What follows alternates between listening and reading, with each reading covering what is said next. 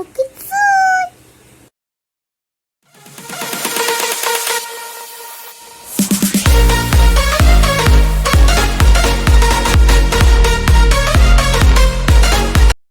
ஒரு கிராமத்தில் 2 சகோதரிகள் இருந்தனர். அக்காவின் பெயர் காவ்யா, தங்கையின் பெயர் ஓவியா. அக்காவோ படிப்பில் கெட்டிக்காரி, தங்கையோ விளையாட்டு குணம் கொண்டவள். இருவரும் பள்ளிக்கு சென்று வீடு திரும்பினர். அக்கா, ரேங்க் கார்டு கொடுத்துட்டாங்க. உனக்கு? எனக்கும் கொடுத்துட்டாங்க ஓவியா. நீ என்ன ரேங்க்கா? எப்பயும் போல நான் தான் ஃபர்ஸ்ட் ரேங்க். நீ?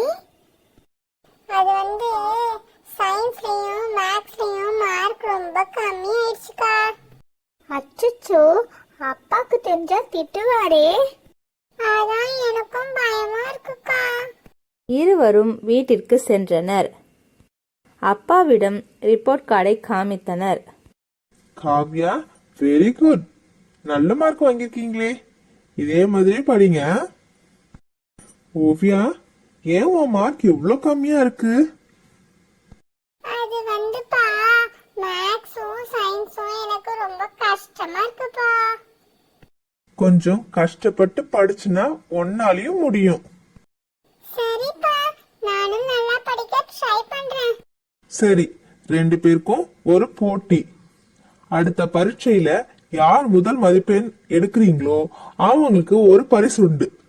இருவரும் படிப்பில் அதிக கவனம் செலுத்தினர். ஓவியாவிற்கு கடினமான பாடங்களை காவ்யா சொல்லிக் கொடுத்தாள். கணக்கு பாடங்களும் அறிவியல் பாடங்களிலும் ஓவியா அதிக கவனம் செலுத்தினாள். அக்கா, எனக்கு இந்த சம் புரியல, கொஞ்சம் சொல்லித்தாக்கா.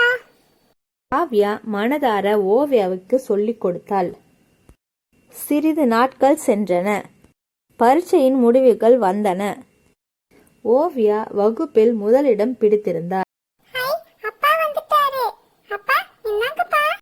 அப்பா, ரேங்க் கார்டு கொடுத்துட்டாங்க, இந்தாங்க. ஓவியா கணக்கு பாடத்திலும் அறிவியல் பாடத்திலும் முழு மதிப்பெண் பெற்றிருந்தாள். அப்பா மகிழ்ச்சியாக ஓவியாவை பாராட்டினார். வெரி குட் ஓவியா, சொன்ன மாதிரியே நல்ல மார்க் வாங்கிட்டீங்களே. காவ்யா, என்னாச்சுமா, இந்த வாட்டி நீங்க மார்க் ரொம்ப கம்மி ஆயிட்டீங்க. ஓவியா மெதுவாக சொன்னாள். அப்பா, அக்கா எனக்கு சொல்லி கொடுத்ததுனால அவ பாடத்தை ஒழுங்கா படிக்க முடியலப்பா. அதுக்கு நான் தான் காரணம். அப்பா, இந்த முதலிடத்தோட பாதி பங்கு அக்காவுக்கு தான் போய் சேரணும். அக்கா இல்லைன்னா நான் இந்த 2 பாடத்தையும் இவ்வளவு நல்லா படிச்சிருக்கவே முடியாது. எனக்கு புரியாதப்பெல்லாம் அக்கா தானப்பா எனக்கு பொறுமையா சொல்லி கொடுத்தா.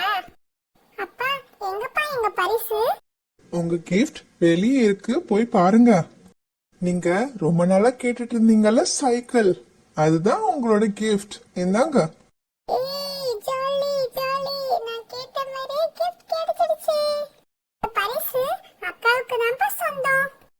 இல்ல ஓவியா, நான் உனக்கு சொல்லி மட்டும் தான் கொடுத்தேன். நீ தான் உன் எஃபர்ட் எடுத்து படிச்சிருக்க, அதனால இந்த பரிசு உனக்கு தான் சொந்தம். இல்ல இல்ல, நம்ம 2 பேருக்குமே சொந்தம். நீங்க 2 பேருமே வெற்றி பெற்றுட்டீங்க. ஒருவர் தேர்வில், இன்னொருத்தவர் இதயத்தில். ரொம்ப தேங்க்ஸ் பா. இருவரும் சிரித்து மகிழ்ந்தனர். ஹாய் செலக்டீஸ், இந்த கதை மூலியமா நாம என்ன தெரிஞ்சுக்கிட்டோம்? உண்மையான அன்பும் அந்த ஒற்றுமையும் இருந்தா எதையும் நம்மளால சாதிக்க முடியும்.